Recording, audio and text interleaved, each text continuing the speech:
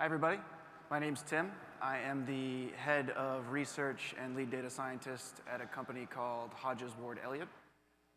We are a commercial real estate investment company, so admittedly, I am kind of a rare breed data scientist in commercial real estate. We'll get back to that later, but I think we'll probably be seeing a lot more of that type of person in the days to come. So what I'm going to talk about are three things. First of all, I want to talk about real estate in general, specifically commercial real estate, and why I think it's a really awesome place to work right now, and why I think it's becoming more interesting over time and will continue to become more interesting in the future. Then I'm going to jump over to kind of what I've been doing over the last few years, which is bringing data science together with real estate. And I'm going to talk about, even though we don't really see it happening quite as much as you'd think it would these days, I'm going to say that, go on the record and say that I think data science and real estate actually go really well together. I'm going to talk about that in a minute too. And then at the end, and I might need to skip over some of the more technical part of this presentation because I don't want to deny anybody their coffee. I'm going to talk a little bit about what I see as a productive data science, spatial data science workflow, and specifically I'm going to be talking about the open source programming language R. I use R as a GIS. I know this is kind of a Python love fest, this being CARTO, so hopefully that doesn't offend anybody, but fair trigger warning just in case anybody's hardcore Python fan. So let's dive in. Why real estate? And specifically, like I said, commercial real estate. Real estate, as my boss likes to say all the time, everything's got to happen somewhere, right? Real estate is intrinsic, and not just intrinsic, but essential to everything that we do every single day, most days of our lives, right? And, but from a commercial real estate perspective, it's really interesting as an asset class because it's one of the few alternative asset classes that both returns a cash flow to you as the owner of a piece of real estate and also appreciates in value. So very few asset classes do both of those things. And for that reason, we're seeing, especially in recent years, an increased attraction by the global investor community towards real estate, right? So this is a study that was done by the Wall Street Journal in 2015 about hypothetically what it would cost or what it would take in terms of diversification of the portfolio to earn 7.5% returns per year. And as you can see, there are a lot of winners over the last 20 years, but real estate went from 0 to 5% and then more than doubled in terms of the allocation that you would need in this particular study in 2015. And why is that exactly? Why are bonds disappearing and real estate and other asset classes becoming more attractive? Anyone who's sort of familiar with the investment community has probably seen this chart before. It's the slow and seemingly inevitable depression and decline of the bond yield over the last 4 decades, right? As investors can't get the same yield from bonds, they have turned to other asset classes. And so real estate, in a number of ways, is sort of filling that gap, right? Because it's both an attractive investment from a yield perspective, it's very accretive, but also from a risk perspective. It's a fairly low-risk asset with some notable exceptions like 2008. And in fact, on that yield point, from the period of 2000 to 2016, real estate as an asset class outperformed equities 2 to 1, right? And so the results of this are, like I said, an increased demand very much domestically, but internationally as well. Especially in Europe right now, we're seeing a lot of anticipated demand for diversification into real estate in the coming years. And not just domestically in those foreign markets, but what we call cross-border transactions, right? Buying real estate in other countries. And you're probably not surprised to find out that the #1 destination for cross-border capital is the United States. And I don't have a slide on it, but the #1 market in the United States for cross-border capital is New York and specifically Manhattan. So for those of you that live here, you may or may not be surprised to find out that you live in sort of the commercial real estate capital of the world. So to summarize that, basically, I think real estate is a really interesting, just sort of in general, it's really interesting as an asset class, and it's becoming more interesting and will continue, I think, to become more interesting over time. So switching gears a little bit, I want to talk a little bit about data science and real estate together. And like I said at the beginning of this presentation, we don't see a whole lot of this happening right now. Part of the reason for that is that data on real estate has been really hard to come by. Part of the reason for that is that the industry is just sort of behind the times a little bit. But there's a few trends that are happening right now and have been happening for the last few years that are very exciting in the world of real estate and data. And the first one, and I think the most important one, 2 words, open data.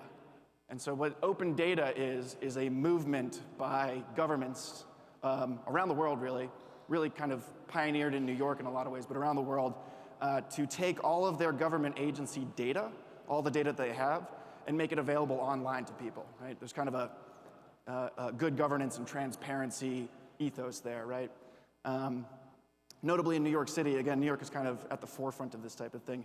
In New York City in 2012, Bloomberg signed a law into existence called the Open Data Law, which stated that all public data should be made available online in a single web portal by the end of 2018. So we're coming up to the end of that right now.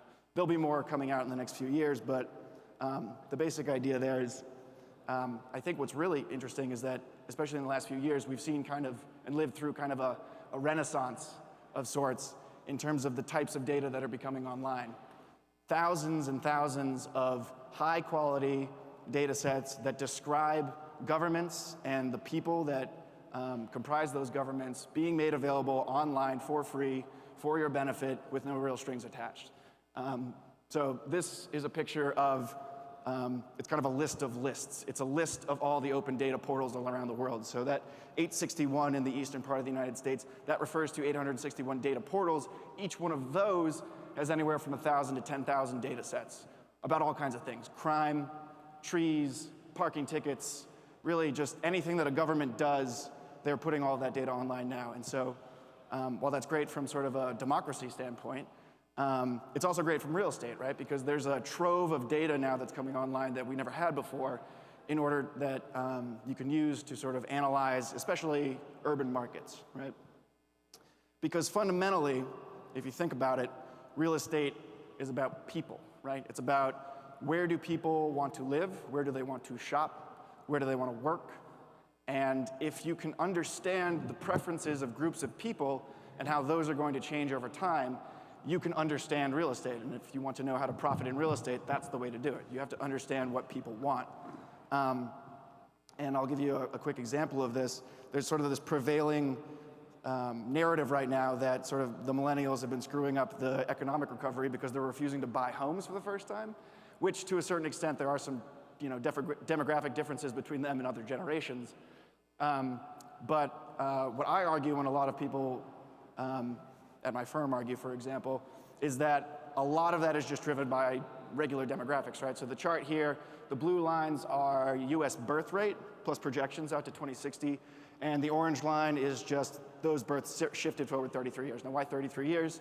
You may or may not be surprised to find out that the #1 life event that causes people traditionally to purchase their first home is the birth of their second child, and the median age of the median age for the birth of the second child for college-educated women in the United States is 33.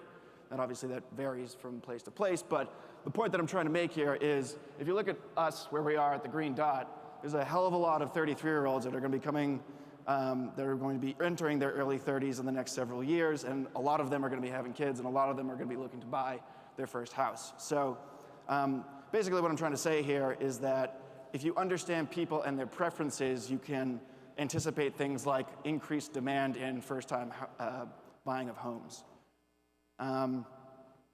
Sort of a before and after snapshot here. Real estate traditionally has been sort of a supply-side conversation, right? The things that you would hear people talking about when they were talking about real estate is how much construction was there, what's the vacancy rate, how many units came online, that kind of thing. Very sort of focused on sort of what was built. But sort of like what we've been talking about here, demand is a much more important driver of real estate prices than has been given deference to. And primarily the reason that people haven't been talking about this for a long time is because it's been very hard to measure, right? Things like, well, how many jobs are in an area, how desirable is an area, how accessible is an area. And just to give you an idea of sort of the difference between these two things, we took several sort of very high-level supply and demand metrics and just looked at the correlation between those in New York City versus rents. And I think the correlations speak for themselves. Things like change in population, change in employment, change in income, those things correlate almost twice as much as some of the supply metrics like the change in unit count. And when you take those same metrics and run them through a standard linear regression model, you'll see that change in employment is really the only thing statistically significantly driving rents, right? So again, demand drives rents, not supply. And what's really cool is that once you understand that concept, that opens you up to this sort of whole world of analysis in commercial real estate, right? Because there are digital footprints today that never existed before that give us a window into how people, what their preferences are, how people operate, right? Everything from social media, transit data like taxi rides, the government data like the open data that we talked about, economic activity like the MasterCard data that we saw a presentation on just a minute ago.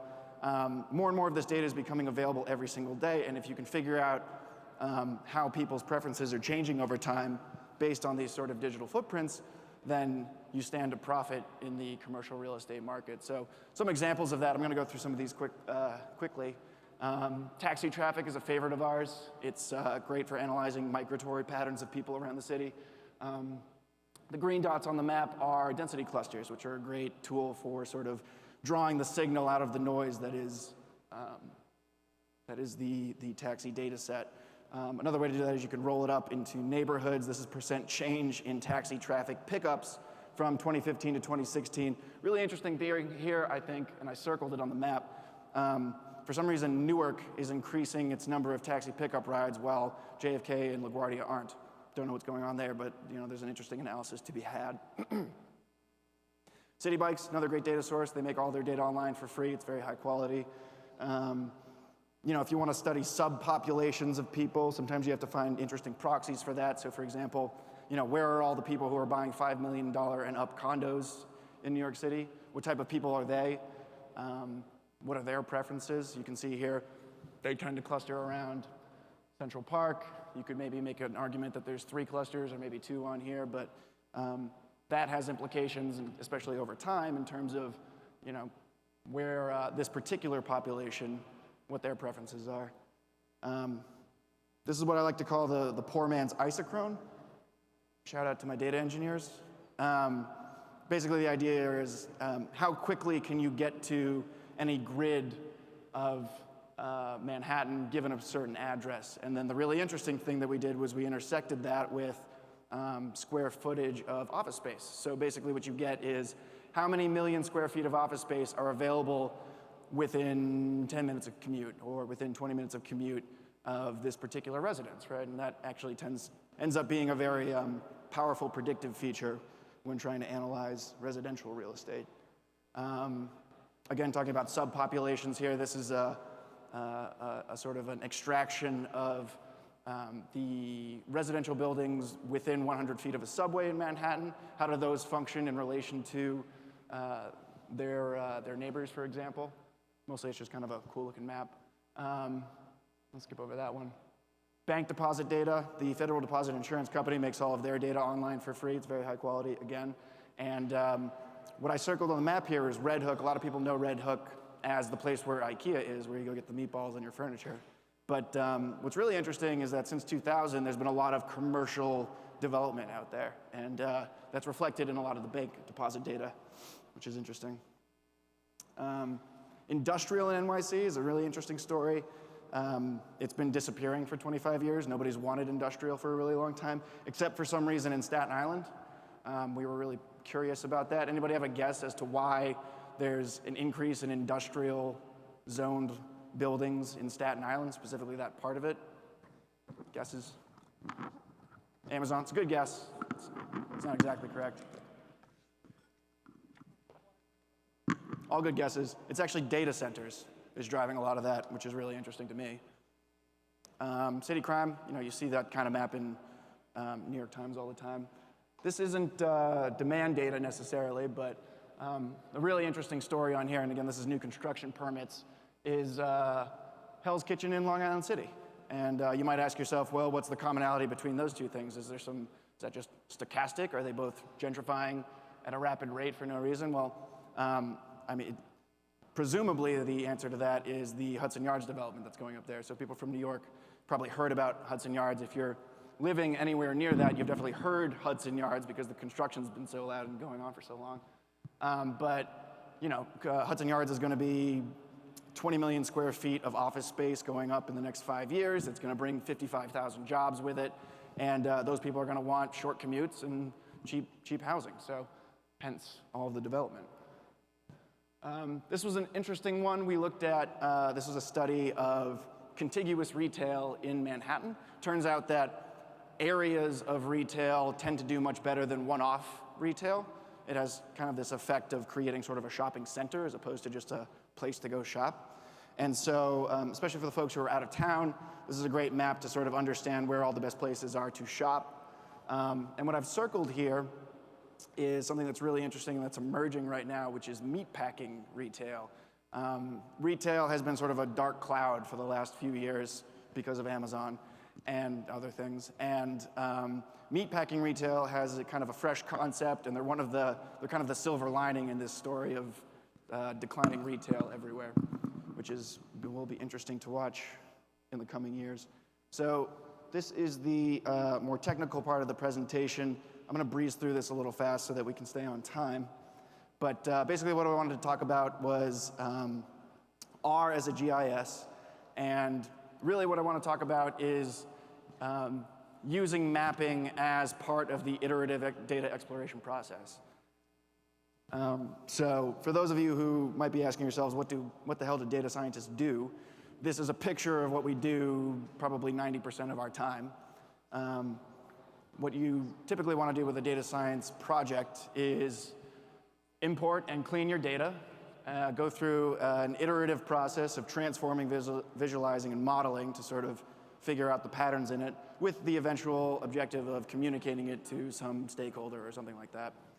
And the point that I wanted to call out here is that mapping, making maps, for example, using the CARTO software, is an essential part of the data science process when dealing with geospatial data, not just in the communication portion of it, which is what most people think of. Mapping is very important for that, but also in sort of the exploration portion of it. Transforming, visualizing, modeling, and mapping all can work together to help you come to conclusions, generate theses, and understand your data much quicker. We can skip over that. The only thing I will say on here is that there's a package called SF in R, which stands for Simple Features, which has made R a much more powerful GIS in recent times. Essentially what it does is it, very similar to PostGIS, relates geometries to data. And what this enables you to do, and one of the real benefits of it, is it allows you to, like I was saying before, quickly create maps based on data. This code block here, you can see it's just a few lines of code to create the map that's below. In fact, about half of that map, or half of that code block, is just to put a little green circle around where we are right now, right? So if you take that away, it's really kind of just 4 lines of code to create a map like that. And it's very quick and easy to do. And again, iterating and building maps is very essential when it comes to coming to interesting conclusions. And the other really interesting about SF that I'll touch on quickly is the fact that both geometries and data can be treated the same way. For example, I can take our spatial data, group by zip code, and then look at what then break it into deciles, right? And I can do all that very quickly and then put it into a plot, like a map like you see here. And the last thing that I want to talk about is just a little bit of predictive modeling. So what we did here was we were creating a model that was the probability that a building would sell in any given year in New York City, which can be very useful for canvassing operations. You can see it follows sort of the standard data science process there. NYC tax lot data and NYC sales data, again, it's available online for free for your benefit. We took that data, mashed it together, and then went through the iterative process of transforming, visualization, modeling. We really like random forest. It's very fast, very accurate. The one thing that I will say here is that for feature engineering, one thing that we found that was very powerful in terms of predictive accuracy is the spatial lag, which is traditionally only used in geographic weighted regression. It's essentially taking all of the points around your point and summarizing it. So it's basically like saying, within a quarter mile of this building, what was the average increase in income, something like that. Find that to be very effective at predictive modeling. And then the last thing I'll say, again, just sort of driving home this idea that mapping can be used as an exploratory tool. If you look at the left-hand side, that's sort of a typical chart that a data scientist might make to explore the results of their predictive model. It's a bar chart. It shows us that our middle model performed much better than the sort of control cases on either side. But what you might not see just by looking at a bar chart like that, once you plot the true positives on the right-hand side, again, this is probability for sale. So the right-hand side is a map of things the model predicted would sell that actually sold. You can see a really interesting pattern emerging of kind of where things are clustering together in terms of being easy to predict that they will sell. And I sort of called out a really interesting case in kind of Bushwick area where there was a high density of easily predictable selling buildings. So that sort of wraps it up. To summarize, basically, real estate's really interesting, and it's a great time to be in real estate. It's really well suited to data science because it's all about people, and there's a lot of data about people that's coming out right now. New interesting data sources coming online every day. And then, again, from a technical perspective, mapping can be used not just as a communication tool, but also as a exploration tool. And so that is just a little bit about me. And we came in 5 minutes under time. So, all right, thank you.